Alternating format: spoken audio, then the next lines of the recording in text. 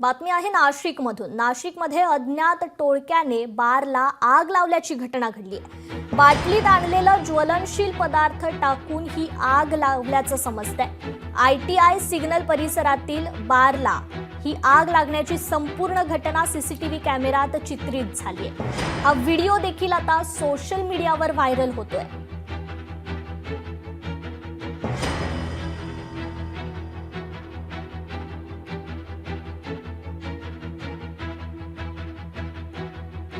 तर नाशिकमध्ये एका अज्ञात टोळक्याने बारला आग लावल्याची घटना घडली आहे। ITI सिग्नल परिसरात ही घटना घडलेली आहे। बाटलीत ज्वलनशील पदार्थ टाकून ही आग लावण्यात आल्याचं समजतंय।